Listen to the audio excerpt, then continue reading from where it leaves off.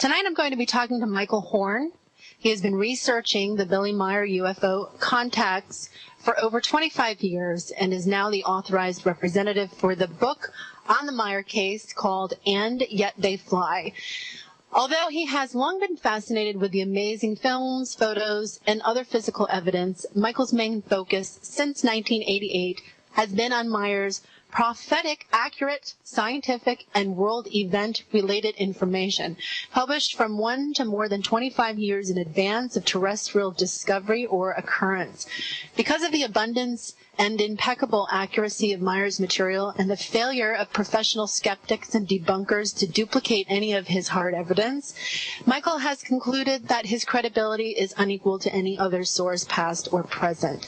We're going to be talking about that tonight, talking about events, prophecy, fortune-telling, that kind of thing, having some kind of communication with off-world life forms or even on-world life forms, how that works, telepathy, all kinds of interesting topics, and I'm looking forward to Michael's input into a lot of those, a variety of different combinations of things. One of the reasons I wanted to do this show was there was a lot of reasons why I wanted to have this show tonight. One of them is when I first came across the Billy Meier case, I was, looking through it, researching it. I had a lot of UFO contacts, researchers on the show, and I had found my way to his case. And one of the things that I came away from with the material that really struck me very, very deeply was Marcel Vogel's work, who was associated with Billy Meier, and he created the Vogel crystal. And in fact, he worked for IBM. Marcel Vogel has a long history. He's no longer alive. He passed away in 1991. He was a research scientist working at the IBM San Jose Research Center for 27 years, and he is sometimes referred to as Dr. Vogel. Although this title was based on an honorary degree, not a PhD, but he also was a researcher into occult theories of quartz crystals and other esoteric fields of study. The Vogel crystal type cut was in fact created by him. He was the original founder of that cut.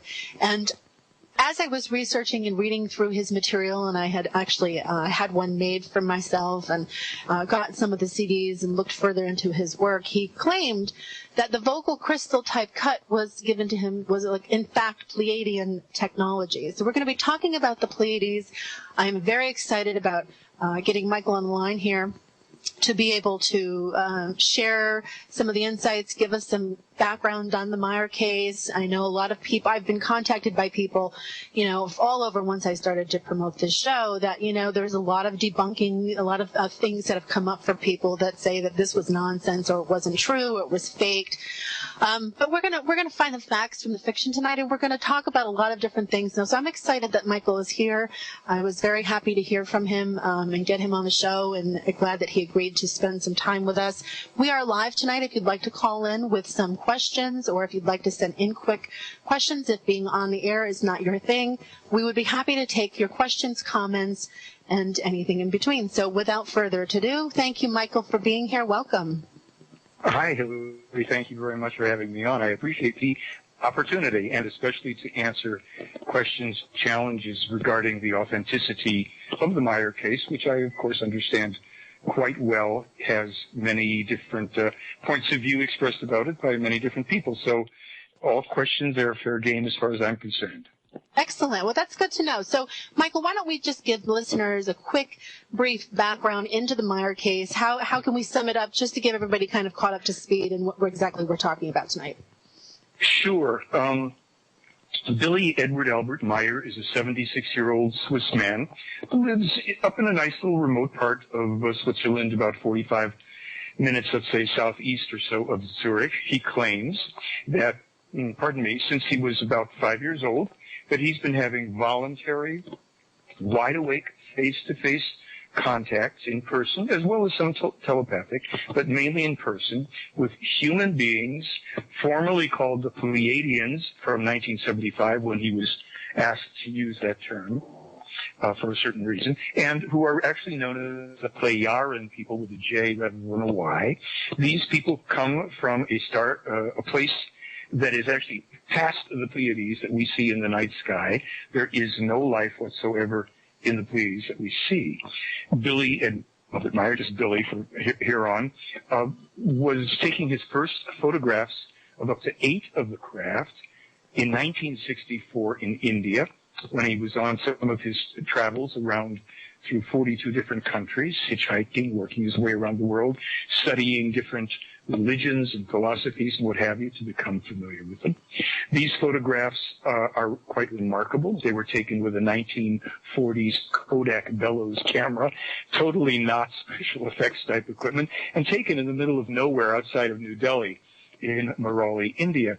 In 1975, after he had lost his left arm, he, from that point on, became even more prolific, presenting well over 1,200 clear daytime as well as some nighttime photos of up to 4 of the craft, and 8 films survived, a video, metal samples that were analyzed at IBM, 4 different occasions of sound recordings that were deemed to be irreproducible by top flight recording studios, including the Naval Undersea Labs in Connecticut. All of this while the man was also renovating a rundown farmhouse, raising a family with 3 children, on partial disability, working as a night watchman, going on these photo ops, meeting with the alleged, if you will, extraterrestrials, and with one hand typing out then transmitted back to him conversations that now number close to 600, and publishing these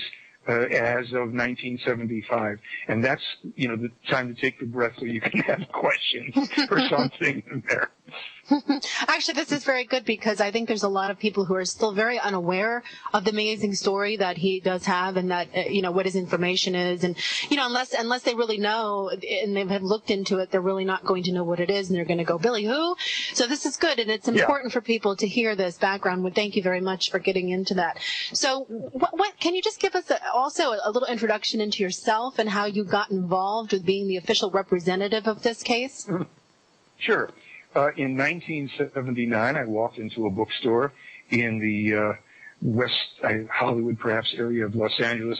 The bookstore was called the Bodhi Tree. It was a quote-unquote metaphysical bookstore. The first thing that caught my eye on that particular occasion was a coffee table-sized book, a nice-sized photo book, of the clearest, most remarkable photographs of UFOs I'd ever seen, and with other information in there about the man who took the photos, the investigators, and other things. And I looked at those photos and I said, those are real.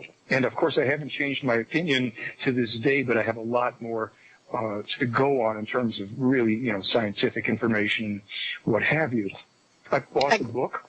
Go ahead, I'm sorry. No, I'm just saying that's excellent. And I just want to let our listeners know that they can also check out your website, theyfly.com. At any point while they're listening, if you happen to be listening online and you have a computer next to you or an iPhone, you can go ahead and go to theyfly.com and you can research and kind of look around as you're listening. So please continue. Sure.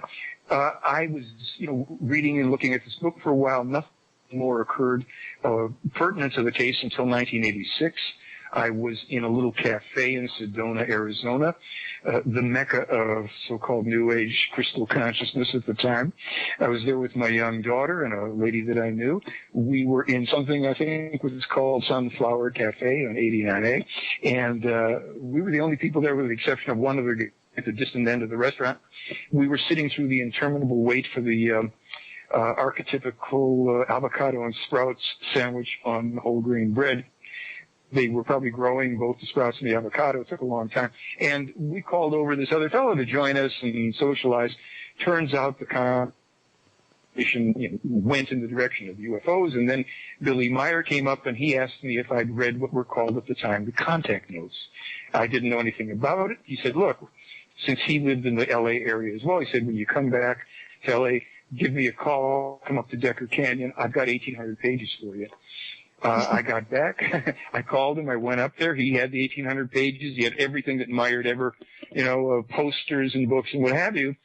And I got those 1,800 pages, and they weren't the clearest in terms of syntax and the translation from German to English. They were structured more like German than English, but they were fascinating to read.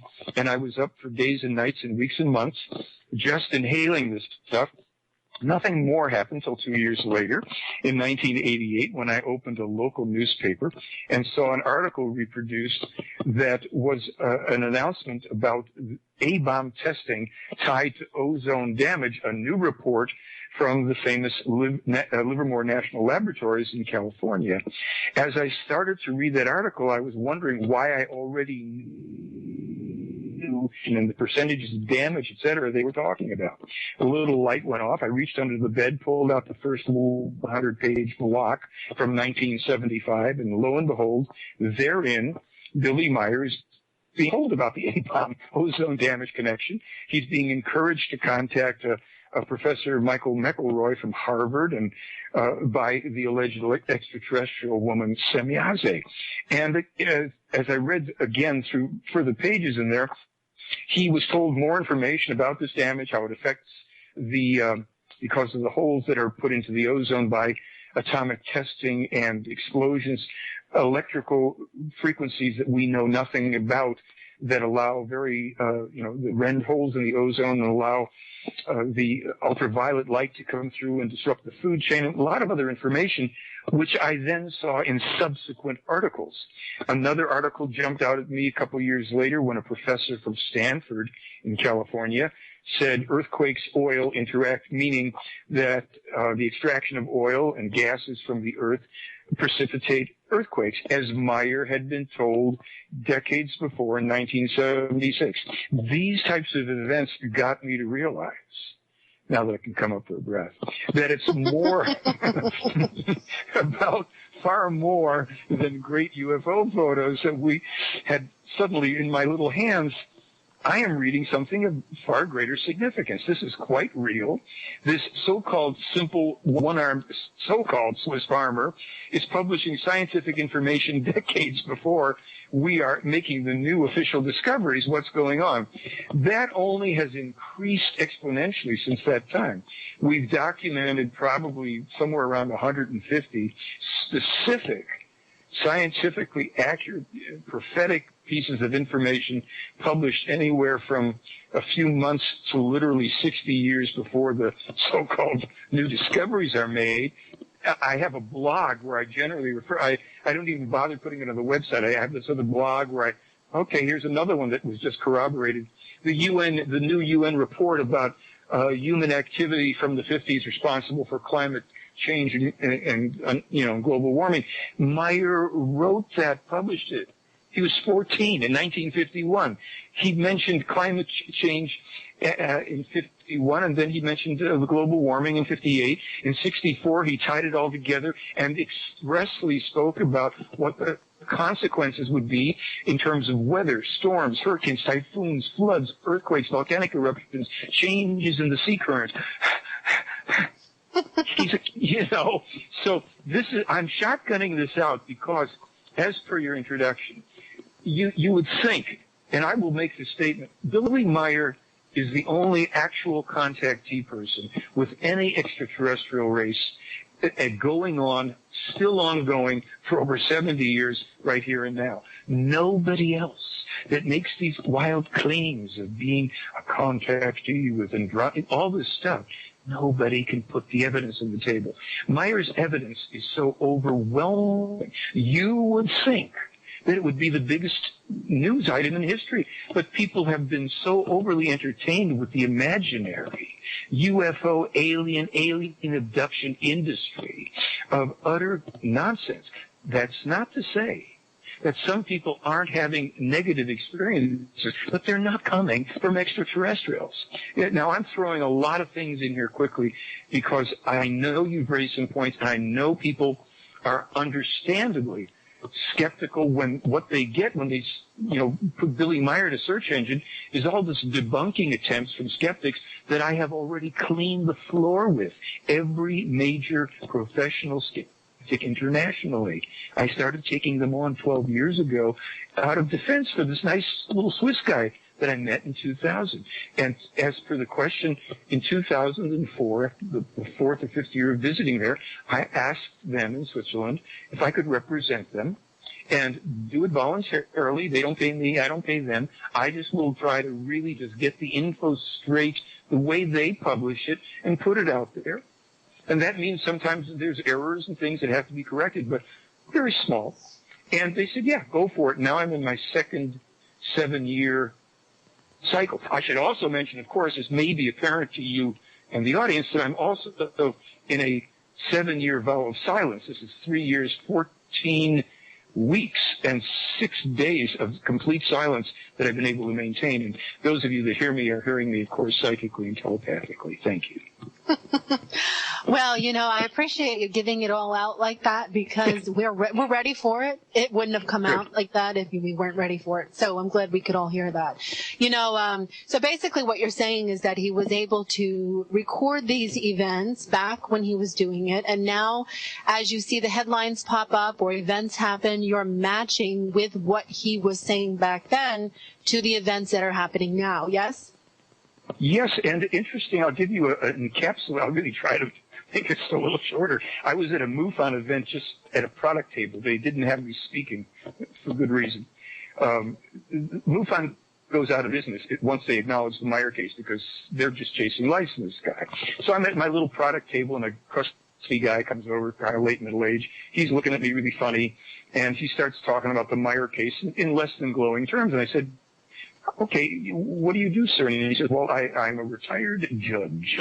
And I said, well, Your Honor, could I step in your courtroom for just a minute? Yes, you may. He's a good-natured guy. But, very one of these kind of eagle-eyed guys is looking down at you. He's not going to cut any slack. I said, great. I love these opportunities. So I said, okay, so Your Honor, if I come here in your courtroom and I say, NASA's claim that they are the first to discover that the core of the planet Mercury is responsible for the contraction of the surface of the planet. And I say, no, they're not. My little friend in Switzerland is the first person to ever prove that. I have to prove that to you, sir? He said to me, well, of course you would.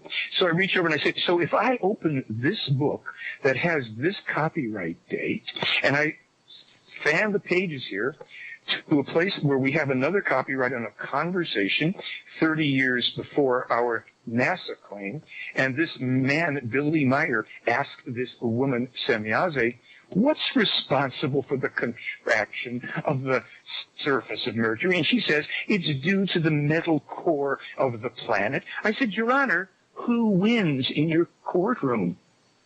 He said, you do. And from there, the conversation got interesting. So here's the whole secret to this. You're never going to prove extraterrestriality, basically, with photos and films and all, even though Meier's got the most stunning stuff ever taken. People will always say, well, even though it's been tested, even though the brand new photo analysis that's up on our site of photos he took 22, 23 years ago have just been analyzed by a professor with expertise in imaging and 3D modeling and all. And he says, gosh, these are real objects. They're like, 20 feet in diameter. The guy's standing 20 feet away from him. There's 63 photos. These are not modeled. Even though you'll have that, people are still going to say, well, I don't believe it. So here's how clever the Playaran were. The proof of the Meier case takes about 5 minutes or less, as it did with the judge, because the Playaran used our own internationally respected, very terrestrial mechanism, our legal standard of proof of prior publication, i.e., copyrights. It's in books and documents that we can verify, even online, published by Meier before the official discovery is made. That closes the book on skepticism and people arguing about photos. All of the arguing about photos was a deliberate mechanism to provoke controversy so people will start to think about their place in the universe. Something bigger might be happening, and gosh, somebody would like to help us, help ourselves to assure our own future survival. That's the name of the game with the Meier case. Very interesting. Well, what would make most people might just say, well, maybe he was psychic, or maybe he was just channeling something. What makes it? Why does it have to be a physical extraterrestrial experience? So, do you find that is where most of the skepticism comes from? Well, no, because the skeptics, of course, don't believe in channeling and psychism and all that. Let's also throw into the mix, just to be clear, Meier has something like 6 categories of still irreproducible physical evidence. No psychic or channel can even come close. Not only that, there are over 100 witnesses, many of whom witnessed multiple sightings, 5 or 6 other photographers, many witnesses who were together when they sighted a ship, and it goes on and on. And you don't get, Meier's been the target of 22 attempts in his life. He's not just a lucky guesser. I've been within 20 feet of a small monitoring craft of the Pleiaren. That doesn't make me a contactee. I'm not. Even though I also was forwarded a direct document from them warning me about a trap that I was about to walk into that even Meier didn't know about, advising me to not proceed with a certain business project with somebody that was being quite a wolf in sheep's clothing, and it turned out to be 100% accurate. Those are anecdotal, and they are more. I've been closer to a craft than any of the people that claim to be contactees or anything else. But that's not important, because what's important is, what is this information? What does it mean to us? And once we know, what are we going to do about it? It takes this whole paradigm to a very different level. Absolutely. Where do we find Billy Meier's stuff? Is it on your website? If somebody's listening and says, I really want to read what he's written, where do we find it? Yes. Okay, you're going to find a ton of free information on my site, They Fly, on sites linked from it, one of which has a couple hundred different contact conversations listed for free. My blog, as I mentioned, They Fly blog, which is linked from my site. And I'll do my one little picture, because you've given me this time, and if your listeners are interested, let me say this. Last year, about this time, we put out a film called As the Time Fulfills. We interviewed Meier, we translated into English, and in that film we have a 22-minute segment, over 50 specific examples of, at that time, of the 150 corroborated, scientifically accurate things, one after another. I mean, you'll have to stop the thing and go get popcorn if you want to watch it. But, I mean, really, I overloaded so people go, okay, really, you want to prove this to me? Okay, here it is. And we have in there so much good stuff, including Meier telling some things that happened after the film came out. So he's speaking about his prophetic information there. It's like it was kind of a home movie enthusiasm to get everything in the kitchen sink. So here's the deal.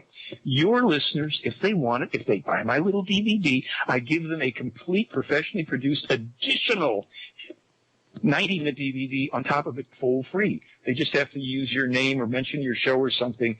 And that's my only pitch, because everything I do voluntarily here. So if somebody gets a film that I made that I paid to produce good, I can keep on pumping. Nonetheless, all the other stuff, read to your heart's content. The most important come to after these prophecies and predictions is the spiritual teaching, because that's the core of the Meier case.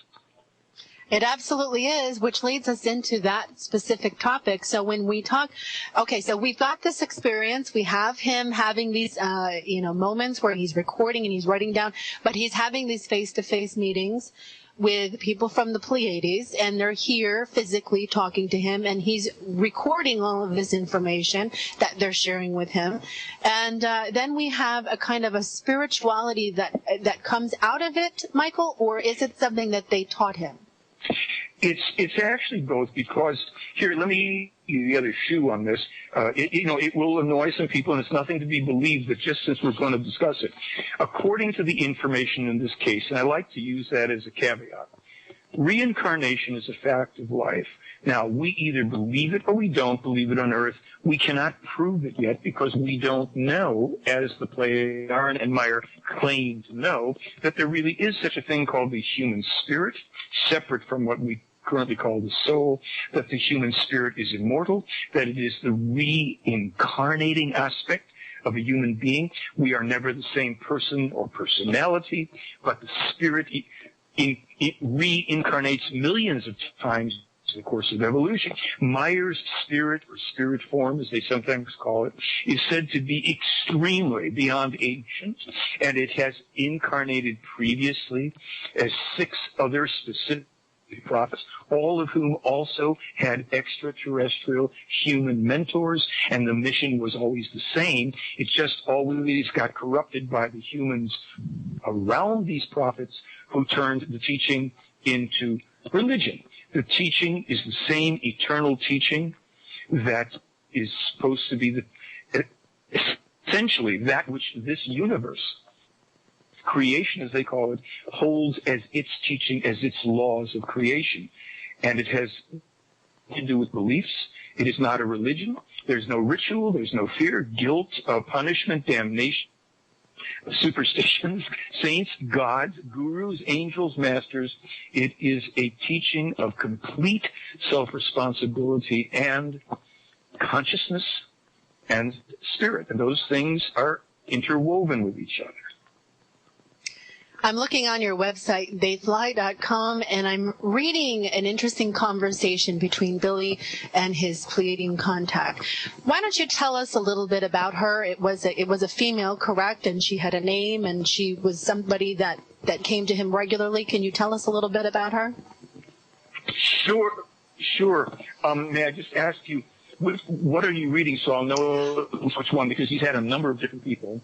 Oh, yeah, I had picked the one, why do they not openly show themselves to Earth, to the rest of humanity? Why do they so, well, that's the question on the website, and it says to read Contact 3. But I'm sure people would want to know, well, why are they, why do they only manifest in front of certain people? We have people like Dr. Stephen Greer doing great work. We have other people all over the UFO industry. I like how you put it that, doing their thing and talking about these different things. And that is a common question that I find across the board. Well, how come we don't have physical manifestation of an actual body in front of us, like if I reached out and, touched your arm? Sure. Well, because actually part of what they're trying to do is, there's a number of these, after this answer, they're trying to get us away from deifying other human beings. The gods of our history were human beings. They were not the creators of the universe. That's tied into this. We can't avoid that whole very important part. They also say, look, because of our millennia of turning our personal power over to those that are more powerful than we are, we have disempowered ourselves, and that by appearing, first of all, they would scare an awful lot of people who are still of a primitive mindset, and that doesn't only mean people who are quote-unquote primitive. They would just terrify a lot of people if this was inflicted. You see, certainly if it's true that these people exist and they've been visiting with Billy Meier, well, they could prove that in 5 minutes, not take 71 years. So it's a deliberate teaching for us to work our way through logic and reason and testing intellectually and discussing, not having something forced on us. And it's too easy to trick people as well. Photographs have been argued, even though Meier took some photos, they got falsified, then he's, a target for, these aren't really extraterrestrial. You can't prove the case as well through physical evidence as you can through thinking, and that is where we're most deficient. Now, people can say, well, I don't like that answer. Well, you don't have to like the answer. If I tell you that I can show you, or you can see for yourself, I've got pages of the stuff where we show the copyright dates, and we've got on my blog one article after another. Here's what Meier published. Here's our new discovery. Sometimes they use the exact same words Meier did. Think, folks, how is this so-called simple, uneducated man living in the boonies, one arm, publishing stuff verifiably decades before we discovered? Why? And why is he never the person who points it out?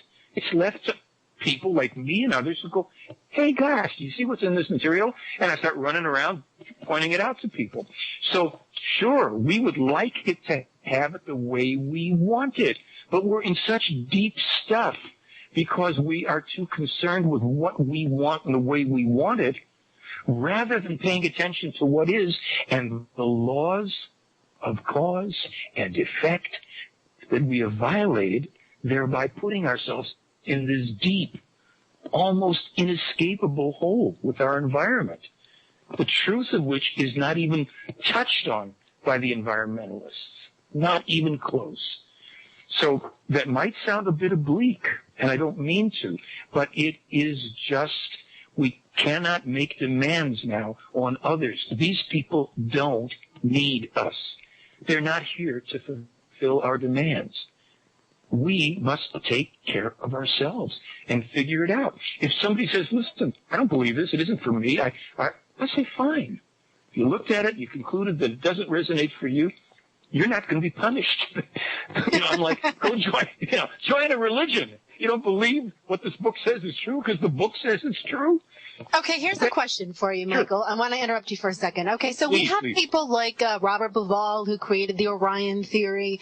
We have other people who have discovered ancient sites aligned with different constellations. We have Sirius. We have, a wide variety of different applications in both ancient and modern structures, such as, different things. So, why now this is something that I've been toying with and getting ready for the show and talking with you tonight, is the idea that when people associate things with certain constellations, they're actually maybe more drawn to Orion versus Sirius, or they're drawn to Sirius and the likely myths, modern and ancient, that associate with those star systems. The Pleiades, though, however, have an entirely fascinating, independent history that a lot of people don't know about, don't talk about. We have evidence of the Pleiades in Egypt, in a variety of different temples, especially Dendera, the Temple of Hathor. There's a star clock there in the temple that celebrates the Pleiades, and it marks the greater center in which the solar system revolves, something like 25,000 years to complete one cycle, something in there. And so do you believe that perhaps certain people are just drawn to different star consciousness related to different stars, where sources, their source, their soul comes from that direction, if you will. And then when they manifest here, they're kind of, maybe drawn to different teachings for different reasons, different things, different aspects, different way of interacting, because perhaps on some level, conscious or not, they're drawn back to their beginnings. Well, I think there's yes and no's to everything you're saying there, and you hit on a lot of really good stuff. Let's put the demystifying aspect of the Meier perspective. Meier's information is something called Contact 251, freely available on my website, Contact 251, and it gives the history of our human race as it is now currently on Earth, going back 22 million years plus to the Sirius star system, and before that, to the Lyra star system, constellation, the Vega system, with human beings that, were space-traveling warriors millions and tens of millions of years ago. But the real history, if I may use those terms, presented by Meier, it's not a New Age wet dream, pardon my terms. It is a very blood and guts, realistic, if you will, three-dimensional evolution of consciousness, technology, spirituality, power, abuse of power, that has gone on in our universe unbeknownst to most of us. Many of us on Earth may well have originated spirits, not our souls. The soul dies after each incarnation. Our spirits may well have originated with either the or the Syrian civilizations, and also incarnated either on the known formerly as Malona or Maldek or Phaeton, which now forms the asteroid belt after those people blew themselves up, or may have been people who did incarnate for a time on Mars when this expedition from the Syrian star system millions of years ago came in this direction, and then Mars, of course, was thrown into cataclysm. Those spirit forms migrated to Earth. The Orion system is the origin of some people who were instrumental in helping to build the pyramids in Egypt, hence the configuration that looks like the three stars of Orion's belt when viewed from above. pyramids exist all over the world. Many are now being found or have been found subsequently. The Sphinx was built to face and commemorate the constellation of Leo. The original pyramids were built over 72 or 73 million years ago, renovated 10, 12,000 years. This is the thing on pulling the string on this history. It would serve us, I think, this is only my position, if we got away from any concern about where we originated so much as to, now that we're here and we've got this mess, and, we're just human beings, as they were in the Syrian star system, Lyra, you name it. We need to wake up and get out of the mire, no pun intended, M-I-R-E, of religious delusion, which can mean New Age religious delusion, political mumbo-jumbo, etc. So I'm shotgunning a lot of stuff. I'm going to stop. But I want people to know that this You don't have to stop. Oh, okay. A lot about our origins. There's so much in here about the extraterrestrial, the negative group that was based under the pyramids in Egypt until 1979 or so. When they finally got removed by the Pleiadian people, they were behind the formation of many of our religions for the purpose of controlling people. Meier has published over 26,000 pages. There's only about 5,000 pages in English, all told. Can you imagine what we could learn if we could get more, people to translate this stuff? It's mind-boggling. Okay, Hillary, so we have this man who's still alive, yes? Yes. He's still here on this planet, and he's still communicating with them. Is he still writing? Oh yes, all the time. He's written over 50 books So we already. have this man who is spent his whole life basically since he was 5 years old having this experience, writing this material. It just boggles the mind that we aren't. He's already proven, like you've said, how he's been able to communicate events, foretelling the future, basically saying what's going to happen. You're tracking it. You're documenting it, you're sharing it, you're following the decoding of what he's saying, and you're finding the material, which is great. In a way, you're a guardian for him. And, we have this constellation that's floating around, in different aspects of history. And I'd like to also mention that the Nebra Sky Disk, which features the Pleiadian constellation, is being recommended by the Heritage. It's a documentary that's been submitted by Germany and recommended for the inclusion in the Memory of the World Register in 2013. You can find that link. You can go to unesco.org and you can read the article for yourself, which I find absolutely fascinating, by the way, and I found that today. I'm getting ready to talk to you tonight as well. So anyway, we have this phenomenal thing happening, and we have a plethora of people who can professionally come in and debunk. And you'd be amazed at how many emails I got. People saying, "Oh, this is I can't believe you're having him on the show. This is here's this link, and this link, proving that he's this and that." And I didn't care. I didn't care because I've had my own experiences, my own synchronistic experiences with the Billy Meier material. It's led me to Marcel Vogel, as I was explaining in the introduction before I think we got you on. And I have had my own experience, so it doesn't matter when anybody else sends me, because it's already in my own experience, which, as Billy has, obviously shared with us, it's that experience that creates this phenomena, and then people can either choose to be a part of it or not. And when you say primitive mindset, I like that, because it's people who still have a lot of doubt, fear, anger, unresolved emotional issues and energies, and tons of stuff that just kind of keep them weighted down and away from it for whatever reason. And it's not a judgment. It's just a fact in the spiritual development of people, What about the star maps? I mentioned the Nebra Sky Disk. We have a variety of different ancient artifacts. In fact, we also had a very interesting find happened in Temple Mount. There was an artifact dug up last week with a potential star map of the Pleiades. And it's a very interesting concept. It's a gold treasure unearthed at the base of the Temple Mount. And you can go to timesofisrael.com and you can find the article right there.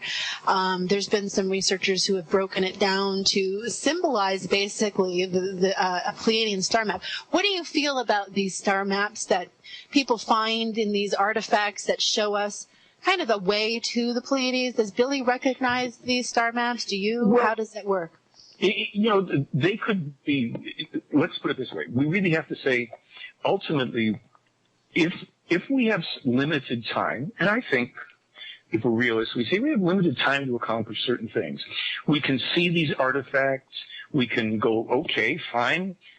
These people recognize the Pleiades. Maybe there were people here, because these people coming from that direction have come and gone, as you pointed out. History has records of this, but they were just more advanced people. In some cases, they really messed stuff up here, or the other extraterrestrials did when they toyed with people and lorded over them as if they were the creators of the universe and all life. So we can say, good, artifacts, but what's the goal? I'm a bit goal-oriented with it at this time. For all the people that wrote you and said, oh, how can you have Meier on? I guarantee you, they believe in lots of stuff that simply will not bear scrutiny. They may even think that they think this UFO case is real or that contactee, and none of these people have any actual evidence. Now you can believe what you want. Star maps, great, fine, okay, people came from the Pleiades, and here's a map. When you read the history of humanity in a number of articles, a number of places, when you start going through, oh my gosh, this isn't really light beings drifting about and magical little things and spirit guides. And I'm deliberately being a bit sarcastic and not to be offensive, Hillary. We have limited time. Those people that are resonating with what you and others and I hopefully are talking about are doing so because they want to make a difference. They want others to also acknowledge, hey, we're not alone in the universe. Our origins are other than we've been told and taught. Okay, fine. But that and $4.65 gets you, an overpriced cup of coffee. What are we going to do? Can we get to the meaning of all this? And this is what I'm zeroing in on. When you go to the spiritual teaching section on the website, and again, it's free. I'm not trying to sell you anything. I'd be glad to, but you don't need it. You can go right in and start contemplating this stuff, right? This is about 24/7 self-observation of our thoughts, of the feelings that arise, of the next impulse that leads us to action, the laws of cause and effect. How does what we think, feel, and then act bring forward in our life moment by moment that which we are creating? We're going past the secret and other positive thinking things here. We're going to a level of self-responsibility that has us really recognizing where we are, what's going on, and how we have the opportunity to take so if you had, this, and it's a fantastic message, and I think it's really important for people to pay attention to what you just said, because this is a larger picture. It is a bigger picture. I think oftentimes in the UFO industry, we get caught up on specifics and little nitpicky kind of things, and we often forget to add the big message, the bigger picture, which you just did so elegantly. Thank you very much. And and as we're navigating, how many people get into the UFO industry? I just love that. The UFO industry, and they go through the books and they go through this and they follow this person and listen to them for a while. Then they go over here and attend a conference, and then they listen to a radio show. A lot of it conflicts. A lot of the researchers put each other down. A lot of them say so-and-so is a disinformationalist, this and that, and all this other stuff happens. Oh, they're out to get me. Oh, this and that. Where does the insanity kind of just part like the clouds in the sky, and people are able to really get what they're searching for? Because I think what happens a lot of time is people go into this subculture, this topic, and they get bombarded with all this, and they go and they run away as fast as they can and say, no, forget that, that's not for me, or they just get so caught up in the distraction or the negativity. What is your recommendation to people who are perhaps either finding this kind of stuff for the first time, or maybe they're seasoned explorers and they've been able to go through everything and they know everything? What do we do with so much information? Okay. Well, I'm going to just throw in a real quick thing, because I told you about that MUFON experience. What preceded that is when Buddy and I walked into that MUFON event, we encountered the new director for MUFON. A couple of words exchanged. Hi, how are you? I represent the Meier case. Hey, oh, yeah. And so I said to him, what do you think about the Meier case? And he literally said to me, we know that it's true. It's just that it's too good. In other words, UFO industry is exactly what I'm talking about. People get caught up. Oh, goody, I can be a field investigator for MUFON and chase lights in the sky. If extraterrestrials are really here flying around in their little ships, there's got to be a reason. I maintain, to address your question, the reason is contained in the information in the Meier case and in the teaching. It is not flashy. It's very down to earth. Meier is about the most down to earth guy you'll ever meet. This man knows more about the earth and biology and growing plants and just an amazing jeans, plaid shirt, down to earth man who maybe an hour before I'm sitting in his office, either one of the ETs is sitting there or he's in a ship with them. He doesn't care about UFOs. He's been in them since he's 5 years old. If we're in this community, we must, if we want to progress, we have to evolve spirally upward. We can't keep chasing our tail with dead end Roswell, UFOs. I'm an experiencer. At the end of the day, folks, what do you have that has challenged your consciousness and caused you to grow and to be challenged a little bit? This is what it's about. It's a teaching. Now, there are good teachings out there. This one, as far as I'm concerned, after reading and studying a lot of stuff, Meier nails things that I'd never thought about, things about consciousness. We have no idea of the actual components of the human being: mind, consciousness, subconscious, unconscious. We just don't have words for it. It means excite yourself with some knowledge and practical application in your life. UFOs are the least important thing you could pay attention to. Extraterrestrials, you're never going to meet any for hundreds of years. Forget it. They're just human beings anyhow. And in the past, they've screwed stuff up, and they still occasionally make mistakes that they have to correct. They're no better than you are. They're just more advanced, but not perfect. That means it's up to you and me to grow, to take charge of this mess and not throw stuff at corporations, not blanket scream about GMO, because not all GMO is bad, just the bad GMO. We have to start discerning and thinking.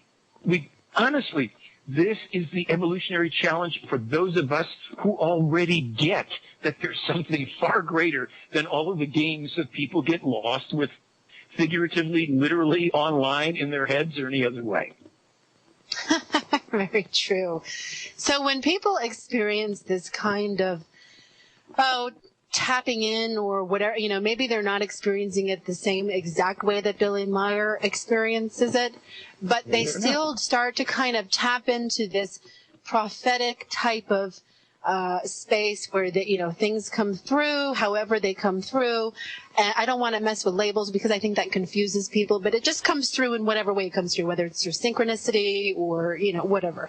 And we have a kind of, where people write that down and then they start to see it manifest out into the events in the world. They see the headlines light up. Oh my gosh, I just wrote that down like yesterday. And they go down that kind of rabbit hole, where they start to, what is this?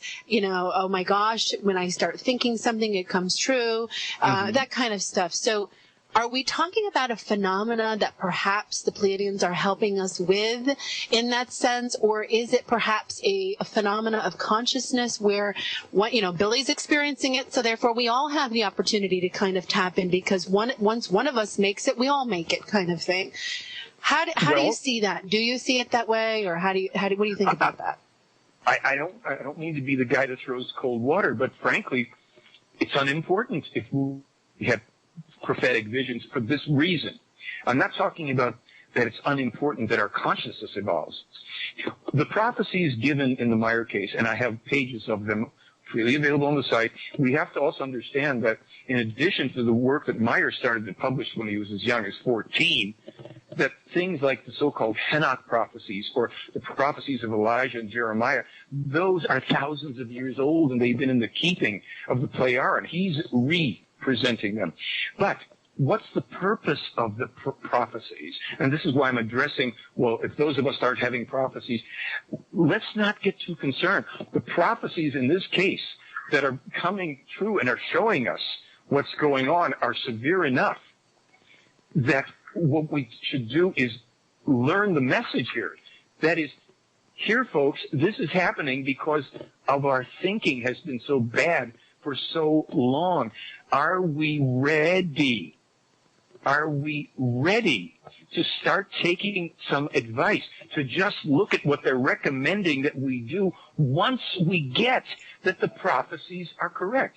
Now, if we start applying their technologies of meditation, contemplation, and believe me, it's loaded with that, and we start experiencing other levels of awareness, fine. But this is not about phenomena. This is not about having euphoric experiences. They are very much against it. They say, you might have all sorts of, you're meditating and you're seeing lights and color. Dismiss it. It's not important. Calm yourself down. Get to a place of neutrality. This is a difficult thing for a lot of people to understand because we want phenomena. We want something to lift us out of this mundane morass that we're in a world that's largely populated by unconscious beings who are no worse or no better than we are as human beings, but who, don't get the same things we do and are contributing more to the mess than we are. Don't worry about becoming a prophet. We don't need any more prophets. If we read these prophecies and predictions and go, oh, gee, okay, I guess it's time to clean this up, then it is the individual consciousness. We have a complete film freely available on my website called The Silent Revolution of Truth. Click on it. Sit through the commercials if you must, but I don't, it's not my fault. So you watch it. The first thing that Billy Meier says is the meaning of life is the evolution of consciousness. Oh, wow. What does that mean? Start finding out. For instance, with the DVDs that I've done and the films, I have a whole workshop on what I called originally Standing in Spirit or the Consciousness Awareness. That's all about this process that I came up with independently on my own. I sent a DVD to Meyer and said, look, hey, I do this thing that I've taught since like 1990. If this isn't compatible with the spiritual teaching, I'll just have it somewhere else. He said, no, do that, teach that, show that. That's one of the ways people can learn to start monitoring their thoughts and their feelings and taking conscious responsibility. It's nuts and bolts work that we must do with consciousness. Don't worry about being a prophet, an experiencer, all that stuff. That's still a little too euphoric and paranormal. These are real, third-dimensional people. There's nothing the matter with matter. We're in it, folks, and we won't be in our leg bodies for millions of years, and the planet is not ascending. We're not ascending. Heck, take a look at what's happening. A lot of stuff is descending. Let's try and pull it out of the gutter and the drain, So I'm a hardcore realist with this. So, there you go. I don't mean to be harsh, but... No, I love it. Be harsh. I think we need it. It's self-reliance and harsh. We need to hear it. We need to understand this stuff. And I wouldn't have you on here, Michael, if I didn't look through your stuff and support it in some kind of way. And I wouldn't be talking about this information. It's something that affects me personally. I'm drawn to it.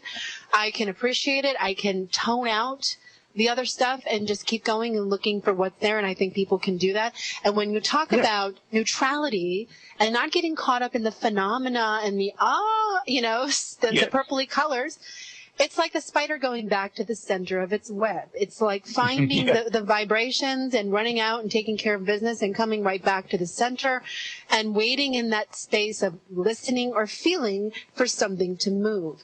And I believe strongly that that's one of the common themes throughout many different modalities and many different religions and many different things is that trying to experience that centeredness where we can hear or, see or whatever it is that comes to us in that space individually, and it's a personal spirituality that I find in Billy Meier's case, because he's talking about things that actually have you can relate to in your own life. You can follow along the different prophecies from thousands of years ago, which he reintroduces, and it's quite fascinating, actually. And so For listeners who are listening to this and, they're digesting all of it and they're integrating it into their being and they're wondering what's going on or maybe they're just straight up fascinated. You really, in fact, as you were talking, I printed out Contact 251. It's 92 pages. I didn't realize it was so long. I thought there was something wrong with my printer and I was trying to, very coherently, just kind of go over there and fix it. But anyway, it's important to go through this and to keep it in mind to look for what's in it for you, don't you think? Because there's messages in these things that I believe are multidimensional, and as they're coming through or being told to Billy, and as you and I read them or other people read them out there, there's going to be a ripple effect that happens. So don't you think that when people read these things, they're going to find things that go click, and then it's going to lead into a string of other things, yes? Absolutely, and you're hearing on so many things. Look, there are things that are paradoxical and ironic. We will have a personal experience with the information, and yet what they teach is called neutral positive thinking, and they maintain that this universe itself is neutral towards us as its creations. It has laid out these laws of operation and given of itself for us to experiment, to make mistakes with, to learn by. There's no personal interest. This is a hard thing many of us understand, but it is the thing you spoke about when we personally connect and something goes, I'm attracted to this kind of thought. I'm attracted to this, something about this I want to process in myself more. Meier, in that same film I mentioned to you, talks about the snowball effect. You hit it on it too. This is going to grow slowly. It is the most suppressed story you can imagine. Look at this. If this is true, why isn't it anybody in the world know about it?